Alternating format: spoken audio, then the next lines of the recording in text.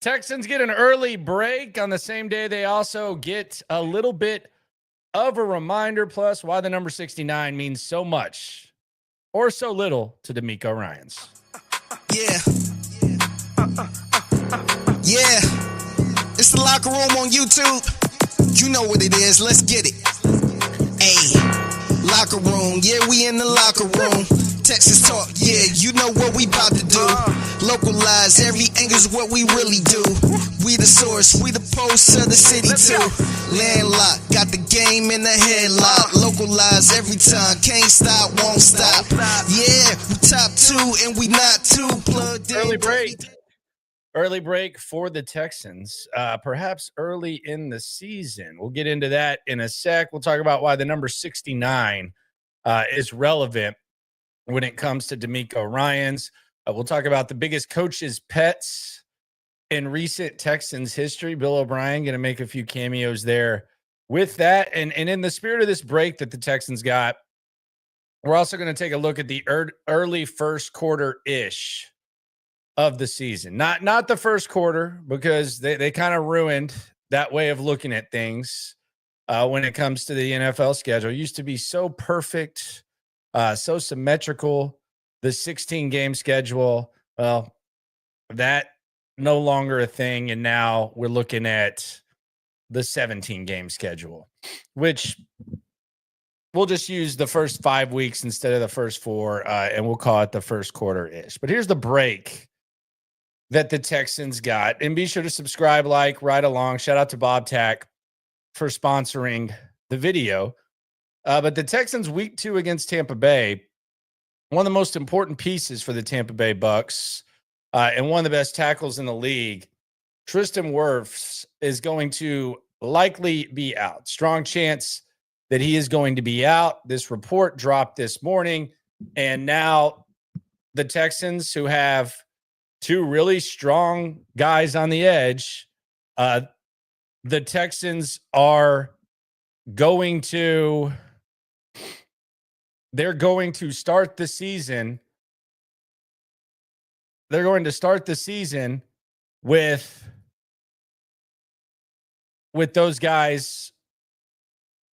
They're going to start the season with Tristan Wirfs not playing, which means Danielle Hunter and Will Anderson, who you feel good about against any tackle, now going to feel even better because they're going to be able to feast potentially on Baker Mayfield, which is a big thing for the Texans. That's a big, big break. If you listed the teams that you did not want your tackle to miss, I would say that the Texans would be near the top of that list because of how good their edge duo is. And that goes without saying for Houston and for the Texans and for Tampa Bay, who's going to have to protect Baker Mayfield. So that's a big, big, big, big, big, big, big break for the Texans. Shout out to everyone just now entering. We got started right at 10:30, but we did not have it listed. So now it's listed. Now people piling in. So I was like, what's going on here? Yeah, I had to figure that out on the go, and we're good to go now. But no Tristan Wirfs versus the Texans, and this is going to be a weird game to begin with because it's a Monday nighter, and it's at 6 o'clock. So it's going to be a week 2, 6 o'clock Monday nighter in Houston. What's the worst that could happen? Going to be on national TV. This stadium's going to be empty. It's normally empty in the start anyways. There's no valid excuse for it. Like you always hear that I don't even understand what the need is to defend it. And I mean, it is what it is at this point. It's a late arriving crowd around here. It happens a lot of places. It doesn't happen at all places. I know there's been times where fans have taken exception to it. Just embrace it. It's kind of what it is. But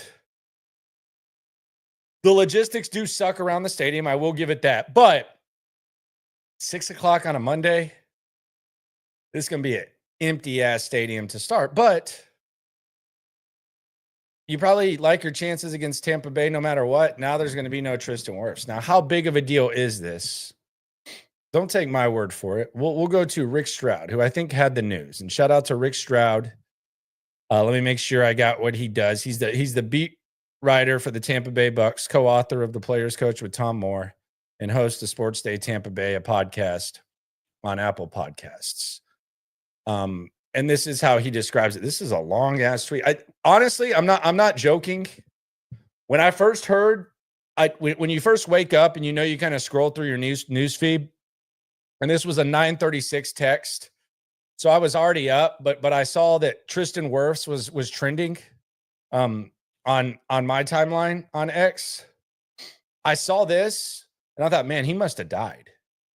Like with this long of a statement, like his career must be over. He must be out for the rest of his life, but not the case. Just a very, very detailed type of man that likes to type a lot. Probably got the old school fingers, but he just says they'll start the season without Tristan Wirfs. Underwent surgery on his right knee Tuesday, likely to miss at least the first couple games of the season. He aggravated the right knee injury in the offseason, forced him to miss only one game in 2024. They scheduled arthroscopic surgery for Wirfs Tuesday, and some additional minor damage was found. Wirfs will likely begin on the PUP list. It's a big blow for the Bucks. Wirfs protects the blind side of quarterback Baker Mayfield, one of his closest friends on the team. Like, we know what position he plays, sir. The Bucks signed free agents left tackle Charlie Heck. What the heck? A familiar name, Charlie Heck, who is likely to replace Wirfs to start the season. The Bucks improved from last to fourth overall in rushing last season. Wirfs was limited in OTAs in minicamp and wore a brace on his right knee. That's a lot of information right there. Almost looked like a eulogy. So it looks like he's probably going to be okay. He described it as minor, which is easy for him to say. He wasn't the one getting chopped up by the doctor. But Tristan Wirfs out 2 weeks, and Charlie Heck, Charlie Heck going to get the starts against his former team potentially. Remember Charlie Heck? How much Bill O'Brien loved? Bill O'Brien loved him, a coach's son. He loved Charlie Heck. Couldn't quit him. Loved him some Charlie Heck. And now it looks like Charlie Heck's going to have to block Danielle Hunter or Will Anderson. You got to think DeMeco Ryan's going to have to creep on that side. Figure out a little something to do with old Charlie Heck. Because that should be barbecue chicken, feast, ISO type stuff if you have Charlie Heck there. Now, Tampa Bay has a pretty good offensive line, but Charlie Heck, you've got to absolutely dominate that. And Charlie Heck actually started 4 games for the Texans in 2023. So DeMeco's probably familiar with his game. There's probably a chance that Will Anderson has probably had some good moments against him in practice. I know that he has. So, yeah, Charlie Heck, feast your eyes on that. And Charlie Heck is an interesting guy, to say the very least. Interesting guy, to say the very least. He used to live in one of the high rises over here. He was actually neighbors with Sean Pendergast, the radio business guy over there at Sports Radio 610. So they were neighbors out there. But Charlie Heck, how about that? Jacob on the super chat. Are you breaking news here, Jacob? Is Jacob breaking some news here? You ain't never hate. Swarm. He says Offset. Mixon might be out week 2. What are we hearing about Joe Mixon? I've heard about the boot. I've heard that he was hobbling around. I thought I saw some Instagram workout videos for Joe Mixon. I don't know. I haven't heard anything about this. Sometimes the fans on the streets have more information. They were the one who talked about the boot. So I don't know. That would be news to me. I haven't heard anything about that. 2 weeks from today, Bootgate. Hey, shout out to Bootgate. Little conspiracy theory. We all know what's up with the boot. But that will be one of the things, in all seriousness, that we'll be looking at 2 weeks in to see if Mixon is out there and how he's moving and stuff. Maybe he's fine, but we'll get a look at that 2 weeks. Very excited about this trip to West Virginia, by the way. Some of you may not even know the Texans are going back to West Virginia. Cody Stutes has been on the trip. He went in 17. I went in 18. It's fun, man. It's cool out there in the mountains. And myself and Cody will be streaming. We'll be doing our individual streams. We'll be doing videos. I'll have the night stream still. We'll be out there in West Virginia. Don't think there's going to be a ton of people out there. I would think the top people on the beat should be out there. Aaron Wilson, BNMA will be out there, and I think Alexander. I think Sarge will probably go. But yeah, I expect some intense practices, and I'm very much looking forward to that. It's going to be fun. I love the heat, but hey, as much as I say that, as much as I try to act like a hardo, it's nice to go out there and feel the mountains a little bit every once in a while. And I'm sure that's why they're going out there. It's going to be before their preseason game in Minnesota. So we'll get to check that out. But yeah, Bootgate has been I don't know if Bootgate is a cabin fever type of story where we're just trying to figure something out, or if it's just kind of a combination of, what was the term that DeMeco used? General soreness, or if it's just kind of an offset of general soreness and us not seeing Joe Mixon. We didn't really see Joe Mixon this offseason at all these activities. He was so ready to go last year, and now he's not there. But who knows? Gustavo asks whose idea was it to have a game at 6 with Houston traffic. Probably ESPN's, man. I would say probably ESPN. I don't think ESPN looks at their schedule and says, you know what, we want to schedule them a Monday night, but you know what, they got traffic in Houston. It's probably ESPN's decision. Football's in the air. Football's in the air all the time here. It's just not as strong. We're getting there. Team player, we've been in this together. I see you in here most nights. We're getting there. We're getting through the tough spot. About to be a fun time. We got some real exciting stuff going that's going to go down when the season starts. There's no doubt about it. Bootgate. What is Bootgate? Bootgate is it was the Aaron Wilson at the end of his video. He just kind of dropped in that Joe Mixon was in a boot. And then he said it may or may not be serious or something like that. And we called it Bootgate because we didn't know if it was serious or not. We didn't know how serious the boot was, all that. So we call it Bootgate. And then people started looking at the Instagram, and it appeared that the boot was off, football camp, all that. So we called it Bootgate. It kind of hit a peak during his football camp when CJ Stroud was there, and that was in the middle of general soreness before we saw CJ throw. So yeah, is he still in a boot? That's called Bootgate. Rich boy, you're catching on, man. That's the point. Is he in a boot or not? That's Bootgate. There you go. I think Rich boy's on that. High-grade marijuana called Kush on the streets. That's the point.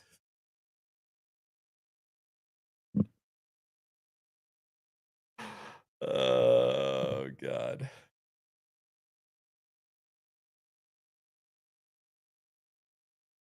That's hilarious. That's hilarious. Pass it, don't harass it. Puff, puff, pass. You can sneak 3 puffs in if you'd like. This is a weird question. Saint PLVTO says, do you think Sting gets a captain spot this year? Look, based on actions, I mean, I don't think you could dispute it. I think there's respect. I don't know. Does a captain have to be vocal? Like he's not really much of a talker.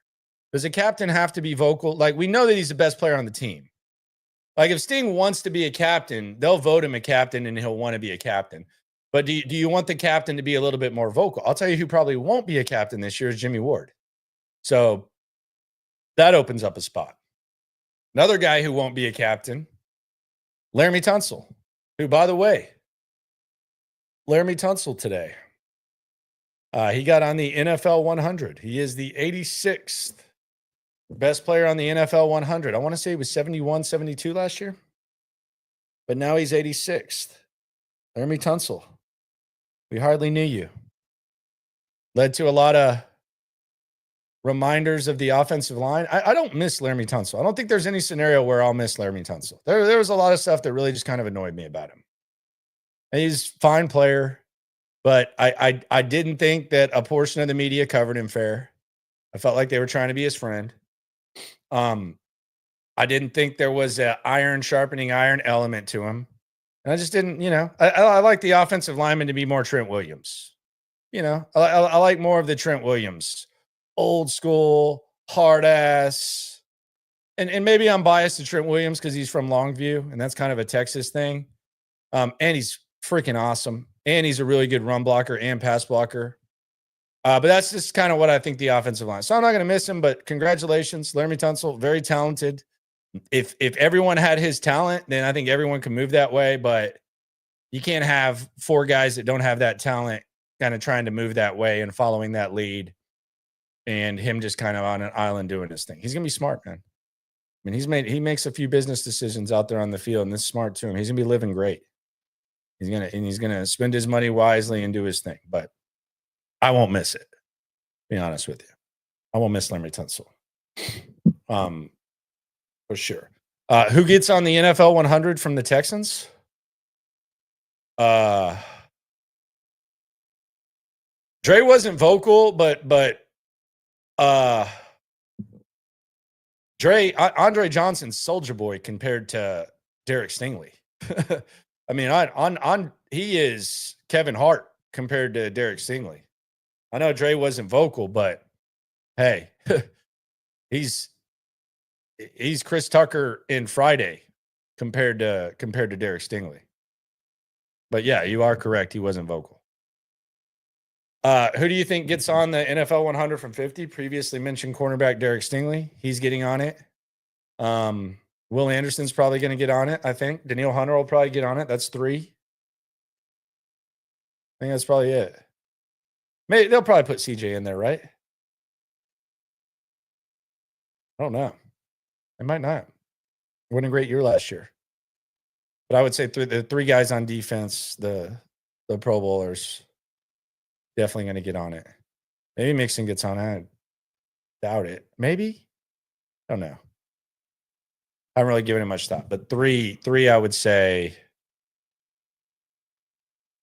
for sure. Eamon says we'll miss him even if our offensive line sucks. You might. I won't. I won't miss Laremy Tunsil. You might. I won't. And I don't. I'm not going to subscribe to the it can't get much worse, but I won't. You might. I won't. I can only speak for me, though.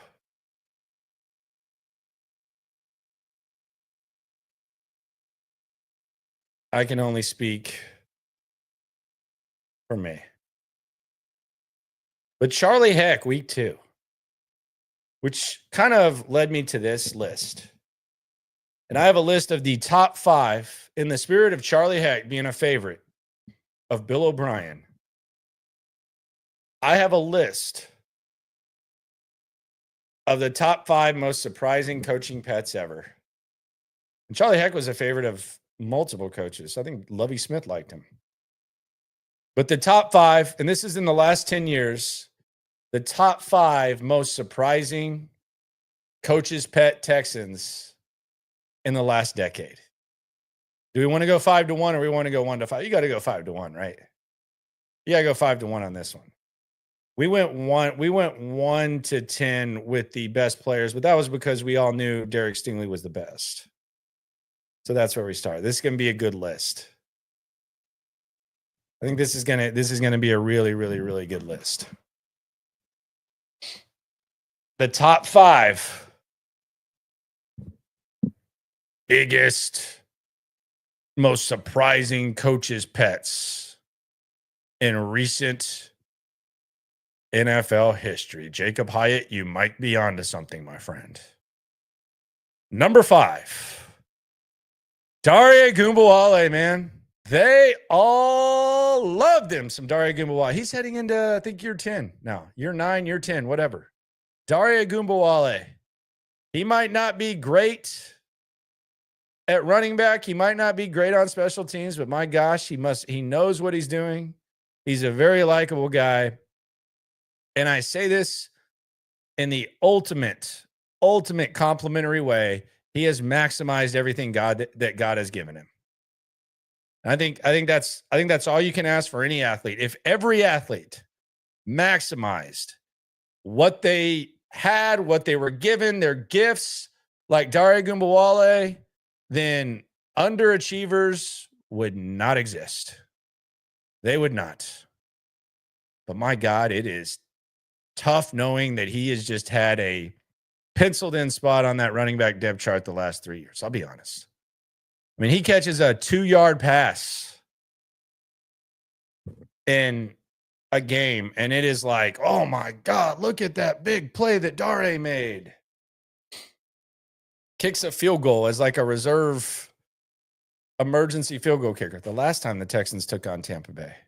What an exciting game that was. Probably most exciting game of the DeMeco era. And the legend grows. But Dare Gumbawale, they got a broke back element to you. They cannot quit you. Pause, not in like a you-know-what way, but they cannot quit you. Dare Gumbawale, most surprising coach's pet, number 5 on the Houston's list. Jacob is definitely on to something. I feel like you're looking at my prep sheet, brother. But that's number 5. Number 4, Danny Amendola. Nick Caserio said he was a Houston Texan for life. This guy played just over a handful of games. He was an emergency guy. I know he's from the Woodlands. I know he did say his favorite Mexican restaurant was Papacitos, which I kind of judged him for. I like Papacitos. I think it is way too highly priced.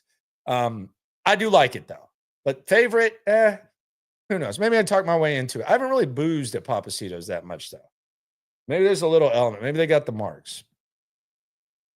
But I could have understood you saying El Tiempo or something like that, but Papacitos, whatever. Anyway, he retired, and Nick Caserio went up there and said he's a Houston Texan for life.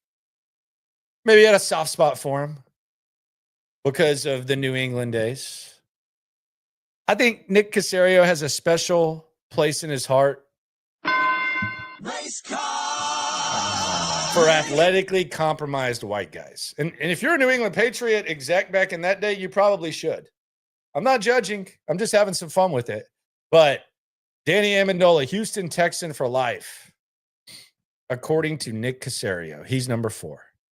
Number 3, the man who would cause the biggest fits from Bill O'Brien, and that is a long list. There's a lot of people that can piss Bill O'Brien off. But despite not being here very long, pre-Laramie Tunsil, Bill O'Brien tried to sell us on the Matt Khalil experiment. And my God, did Bill O'Brien get angry. Whenever you asked about Matt Khalil, I knew the second that I saw Matt Khalil jog onto the field. This guy is absolutely cooked. Like, this guy is done. What on earth are they doing with this Matt Khalil fella? What on earth is going on here? And I'll be damned. I'll be damned. Bill O'Brien angry about Matt Khalil. Incredibly angry about old Matt Khalil. That's number 3. Number 2. Does anyone have any guesses? A running back. A running back is number 2. We're doing the top 5 Texans surprising coaches' pets of the last 10 years. Number 2, not David Johnson. That was weird to begin with, but it's not David Johnson. Not him.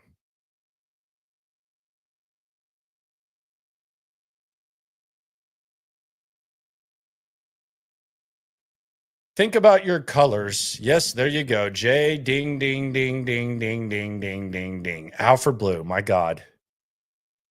He was so beloved by B.O.B. Another B.O.B. guy. Alfred Blue. No one got more praise. He was kind of Dare Ogunbowale before Dare Ogunbowale. Although Alfred Blue had some pretty good surprising games and surprising stretches that will kind of surprise you. Alfred Blue was one of those guys that was just, it was a really interesting stretch for old Alfred Blue. But Alfred Blue, there was like one game. Didn't he have like a bill plus? Look at his game logs.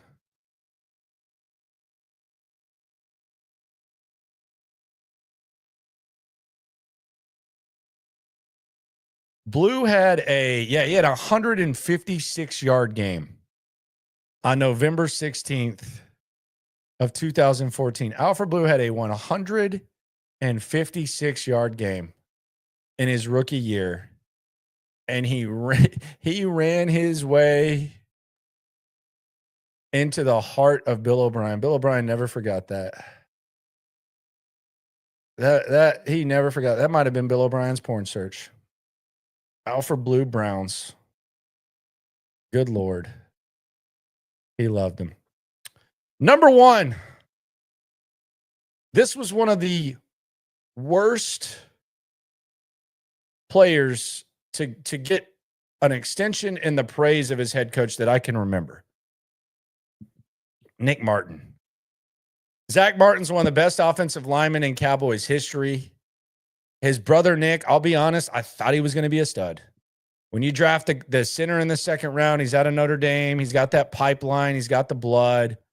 I'll be honest, I thought this guy was going to be good. He was not. Nick Martin was awful, and I'll never forget the lowest point. There were two low points of the Nick Martin era.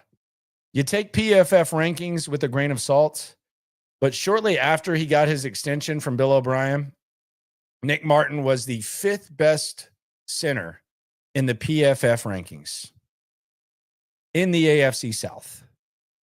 In the AFC South, Nick Martin was the fifth best center, and this was very accurate. And then there was COVID. When Bill O'Brien praised Nick Martin for taking some of the weight room equipment and putting it in his garage, and he praised him for taking a blocking sled to his house. Nick Martin then told a story about pushing the blocking sled in his front yard and people walking by saying, "Hey, you play ball?" Of course the guy plays ball. He's sitting out there with a blocking sled in front of his house. If he's not, then there's something wrong with him. Man, he was bad. Remember the bad snap to Deshaun when Deshaun was at his peak? Heroic effort. Nick Martin was terrible. He was one of the worst ones. Rex Burkhead did not make the list, but my God, they loved Rex Burkhead.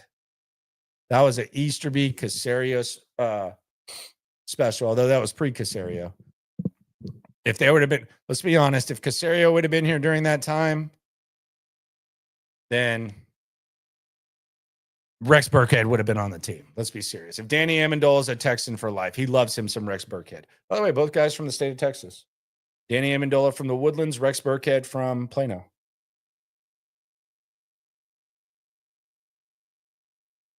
But those are your top five most surprising Houston Texans teachers' pets of all time.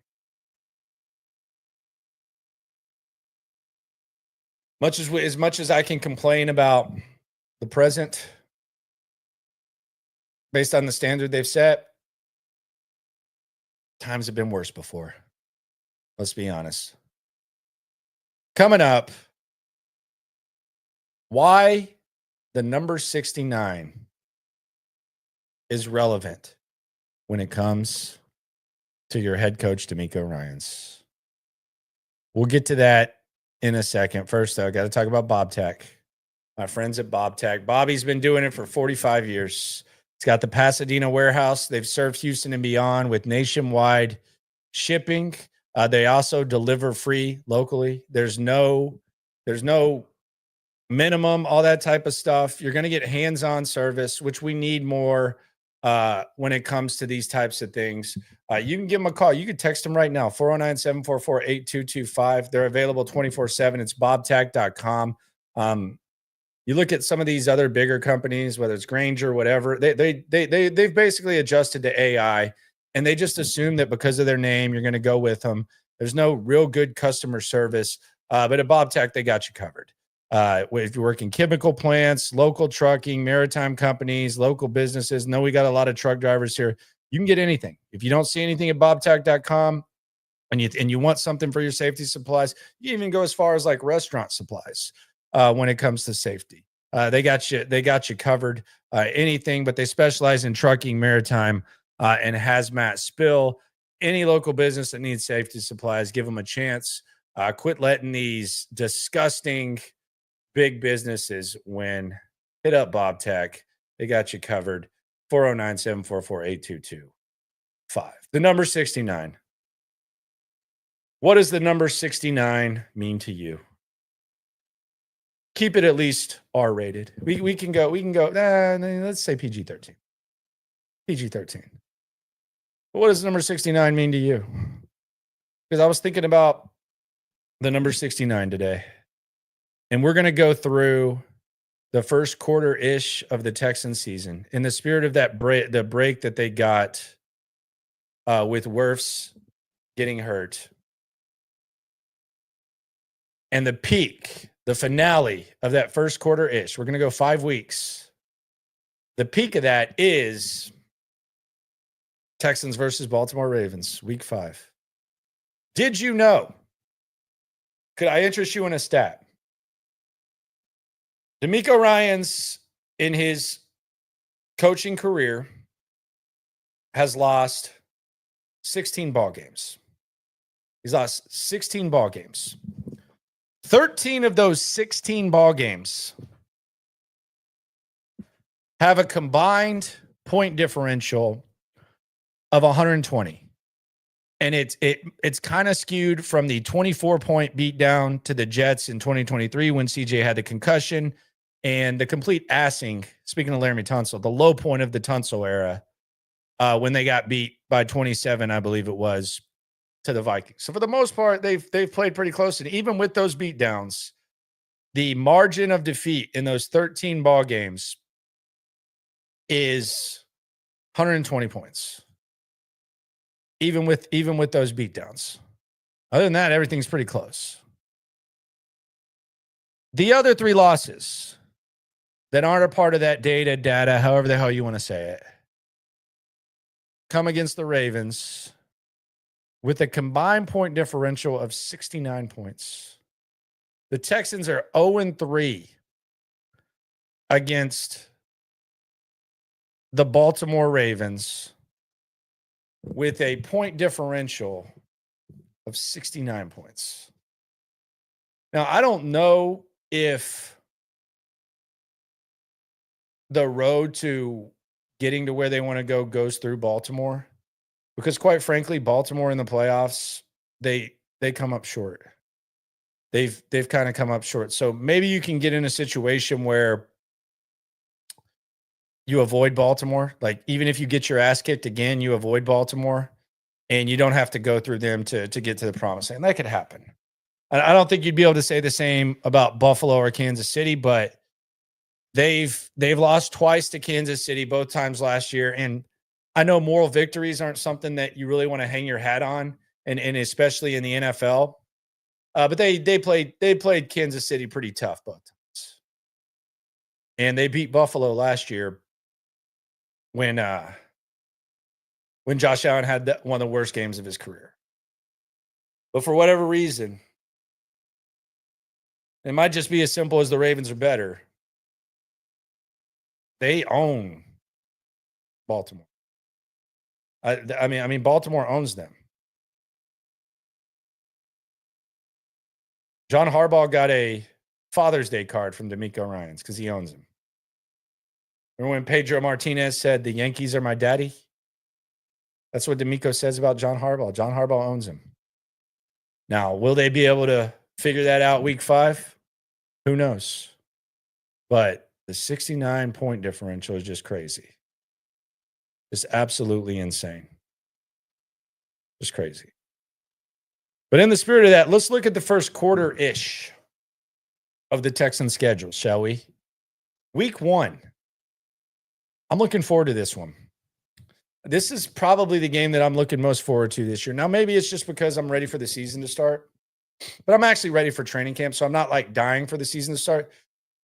But I think this is one of the most appealing matchups with a lot of storylines in week 1, because you have a team that the Texans have never played in the DeMeco era. You have CJ Stroud, one of his favorite quarterbacks of all time, where he's really fanned out for him the times that he's spoken on him, and Matthew Stafford. You have Nick Caley taking on his mentor, Sean McVay, in the first game. It's really kind of a good place to start and a good place to play on the road because there's not much of a home field advantage in LA. So you have that. And I just think this is a really intriguing matchup. I want to see how it shapes up. I want to see the game of chess. Sean McVay and DeMeco Ryans have some history. They've played they've had some very high stakes games in the past. None as a head coach and none calling this defense, but the Rams and 49ers used to go toe to toe during DeMeco Ryans' time. You go 2017 to 2022. Multiple Super Bowl appearances between the two ball clubs and multiple matchups between DeMeco Ryans, who was the coordinator for a couple of years, and Sean McVay, who's the guy who calls plays. And now both these guys are overseeing teams in different positions. I think Matthew Stafford's kind of in the golden years of his career, and you have CJ Stroud trying to bounce back in a new system. This is just, for me, this is the game I look most forward to. And the other one would probably be San Francisco, because San Francisco rolls deep, and I think it's kind of an interesting chess match, an interesting battle between DeMeco and Shanahan. And I also think Brock Purdy's a guy that DeMeco Ryans can make look really stupid. But this is the most exciting for me between the CJ Stroud admiration with Matthew Stafford and the McVay, DeMeco Ryans, the reemergence of the chess match, if you will. I'm looking very much forward to this game. I looked at the early line. The Texans are a 3-point dog in this game. So that's pretty equally matched. And I would assume that if it were in Houston, that the Texans would probably be favored. But this is going to be an interesting game. I can't wait. It's probably number 1. That's week 1. Then we got the week 2 matchup. This one's interesting too. Tampa Bay, 6:00 Monday night, going to be empty stands for most. Take off work. Get your ass out there to the tailgates, if you so choose. I make fun of the early attendance at times because I just think it's funny. I think it's funny when they get desperate too. Remember when the Rockets were giving like $1 beers or something? I always think it's funny when the organizations get desperate. Hey, come have $2 beers. Be in your seat. You're going to be able to see the band. The Texans marching band, whatever it is. No disrespect to them. I just think you're not going to get in your seat. You're not going in your seat to see the Texans marching band. Why don't y'all start out with a pregame show or something? Take one of those halftime shows, move it up to a pregame show. See, I'm contradicting myself because I'm saying that they should do what I don't think they should do. Happens. But the last time Tampa Bay was in town, we saw what happened. DeMeco Ryans has a long history with Baker Mayfield. I think it's kind of a love-hate type of thing. Mike Evans, Emeka Ibuka. Remember when we spent a lot of time talking about Emeka Ibuka. That's going to be interesting. We haven't started looking at that yet. We know we've talked about the fact that Wirfs is going to be out and Will Anderson and Danielle Hunter might be able to feast. But hey, it's not like they passed on him. So it's not quite that bad. Like if Ibuka goes off. Baker Mayfield's talking him up. He says you can put him anywhere. He's a plug-and-play guy. CJ Stroud and him are very close. I don't know. CJ kind of had an awkward quote. I don't know if they're as good of friends as they once were. But Emeka Ibuka, we'll get a look. Imagine if Ibuka comes out here, goes for like 115 and 2 tutties, and the Iowa State duo doesn't do anything. What's the post-game show going to be? I'm guilty. Man, what could have been? They should have traded up.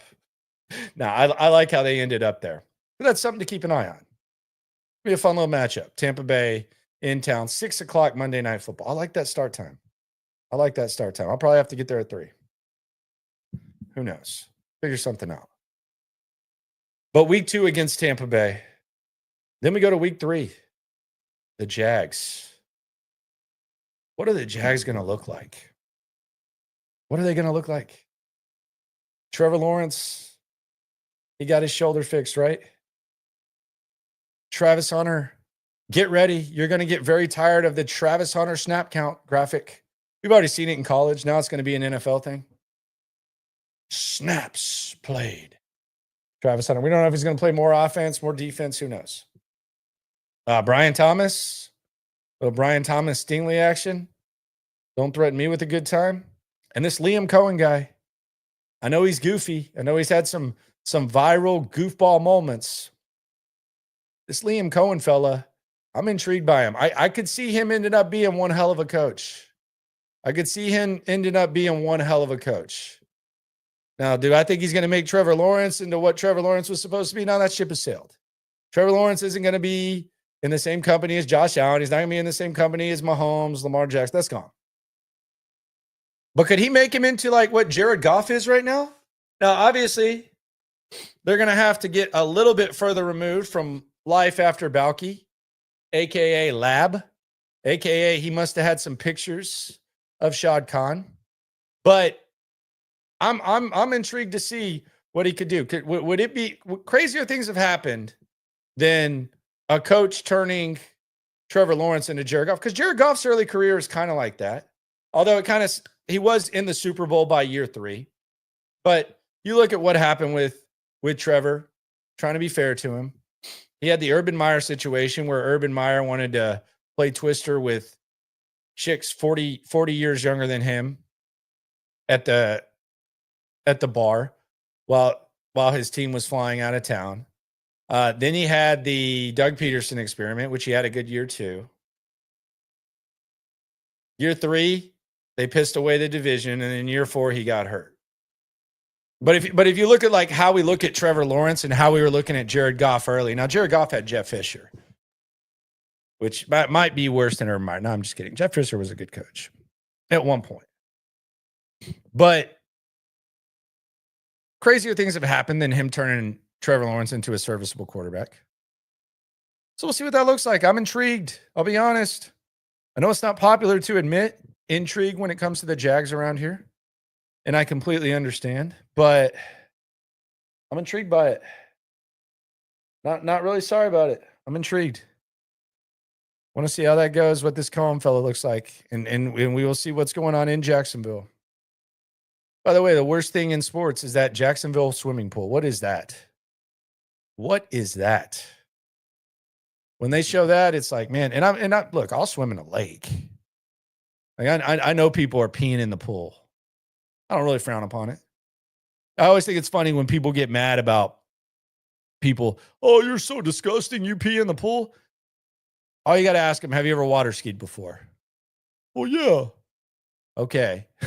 If you're so grossed out by someone peeing in the pool, then you probably shouldn't water ski. Probably shouldn't go to the pool. This was not about condoning peeing in the pool, although I don't frown upon it. This was about that nasty ass pool they have in Jacksonville. Good God. Disgusting when they show that on the screen. Just terrible. Then we have week 4. The old Oilers, the Tennessee Titans. Cam Ward. It'll be his 4th game. 3 games of tape for DeMeco Ryans and the defense to look at. we'll get a grasp of what Tennessee is going to be. I mean, it'll be early. Hell, CJ Stroud started out 0-2 his rookie year. I don't know that Callahan is a very good coach, but Texans versus Titans, always fun. It's going to be here. The stanky one will be in town. We'll get a look at that. So 2 division games in the first 4. And I would say they're favored in at least 2. And they might be favored in 3 out of 4. We already know they're a 3-point dog against the Rams. Tampa Bay, they'll be favored. Yeah, they'll be favored. Yeah, especially with they'll be favored. Time, all that, yeah. At Jags,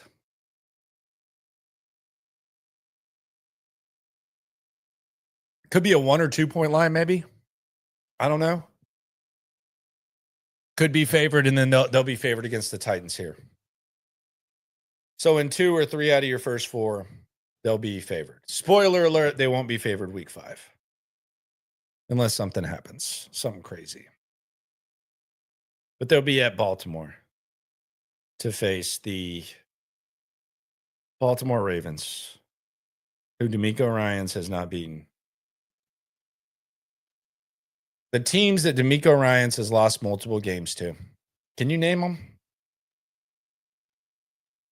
I did not prepare this. This is just going to be off the dome. Baltimore 3 times, Kansas City twice.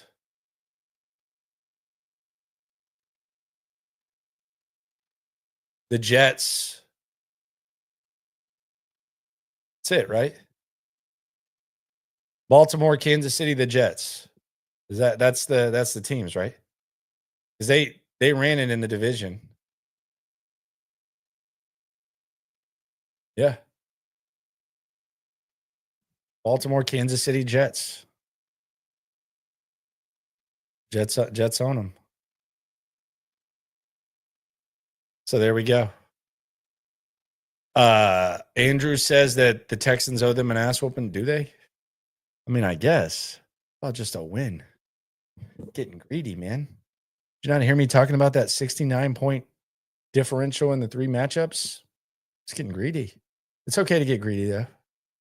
We'll probably have a little bit of an idea of what Nick Caley's about. We won't have a full idea.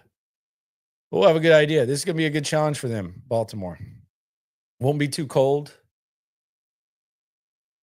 It's going to be kind of weird watching the Ravens this year without Justin Tucker kicking field goals. Not going to lie.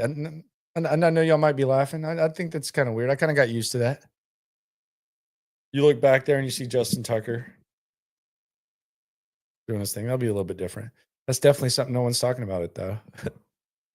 So that's an early look at the start of the season. Texans get a break. Laramie Tunsil, top 100, cool. That's great. DeMeco Ryans, 69. 3 games against the Ravens. Not good. Not good. And the surprising coaches' pets. Shout out to Bob Tack for sponsoring the video.